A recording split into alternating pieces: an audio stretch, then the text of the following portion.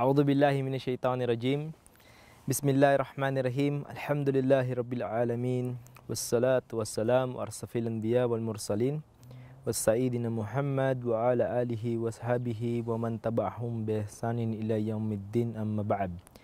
Assalamualaikum warahmatullahi wabarakatuh. Sa muli, binabati ko po ng kapayapaan ang mga kapatid kong mga Muslim at binabati ko ng magandang araw ang mga kaibigan na hindi pa mga Muslim. Ang ating pong tatalakayin ay kung ano nga ba ang buhay natin sa mundong ito at sa kabilang buhay. In short, dapat nating pahalagahan ang buhay natin sa mundong ito. Sapagkat papaano natin mabibigyan ng timbang or halaga, bigat ang pagnanasa sa kabilang buhay. Bago lumayo mga kapatid, ang ating pag-uusapan ay yung paghahanda sa kamatayan. Sinabi ng Propeta Muhammad sallallahu alaihi wasallam, ituring ninyo ang buhay ng tao sa mundong ito ay para lamang naglalakbay. Nangangahulugan nito mga kapatid na ang buhay sa mundong ito ay para lamang tayong naglalakbay na kung saan pansamantala lamang. Lahat ng bagay sa mundong ito ay may hangganan. Kung tayo ay nagsusumikap para umunlad ang ating buhay, mas mainam na pagsumikap tayo para sa kabilang buhay. Sapagkat sa mundong ito, kung ano ang nararanasan nating ligaya, ay mapuputol din ito, magwawakas. Dahil sa mundong ito mga kapatid, ang buhay natin ay pansamantala lamang. Pinahiram sa atin ng Allah subhanahu wa ta'ala ang buhay na ito, kaya gamitin natin sa kabutihan. At ang paghahanda sa kamatayan, hindi ito yung katulad ng bibili ka ng lote sa sementeryo, bibili ka ng kabaong. Hindi yun ang paghahanda mga kapatid. Dahil ang tunay na paghahanda sa kamatayan ay yung ahanda mo ang sarili mo, ahanda mo, susuko mo, ibibigay mo ang lahat para sa iyong tagapaglikha. Ang tunay na pagsamba sa Kanya, ang misyon sa mundong ito, kung bakit tayo nilikha, ayun ay dapat nating malaman at isagawa.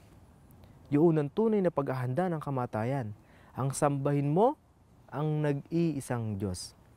Sapagkat kung ang buhay lang sa mundong ito ang papahalagahan mo, magsisisi ka sa bandang huli. Sapagkat ang buhay sa mundong ito, aking ulitin, ay pansamantala lamang. At ang buhay sa kabilang buhay, diyon ang buhay na walang hanggan. Kung ikaw ay mamatay ng sumusunod, sumusuko, tumatalima sa kagustuhan ng Allah subhanahu wa ta'ala, ang pamamahanaan mo sa may kabilang buhay ay ang paraiso. At kung ikaw ay mamamatay sa iyong kalagayan na pagmamataas ng pride, nang hindi mo tinanggap ang nag-iisang Diyos, binaliwala mo ang Islam, at ikaw ay binawian ng buhay,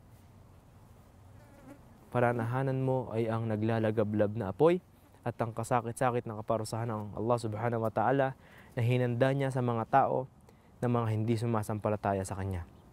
Sinabi ng Allah sa banal na Quran, kullu nafsin dha'iqatul maut. Sinabi niya, lahat ng may buhay makakaranas ng kamatayan. Kaya dapat nating isipin ito mga kapatid. Tayong lahat dadanas ng kamatayan. Kaya paghandaan natin ang buhay sa mundong ito, bigyan natin ng pansin naman ng kabilang buhay. Bigyan natin ng halaga ang lahat ng bagay-bagay na sinasabi sa inyo about sa Islam, sapagkat ang Islam ang tanging magiging daan tungo sa buhay na walang hanggan. Ganito na lamang mga kapatid, naway muli ninyong naibigan ng aking mga itinuran at nagkaroon ng aral sa mundo. Nagkaroon kayo ng aral dito. Subhanaka Allahumma wa bihamdika, asyhadu la ilaha illa ant, astaghfiruka wa atubu ilaik. Assalamualaikum warahmatullahi wabarakatuh. Allahu akbar.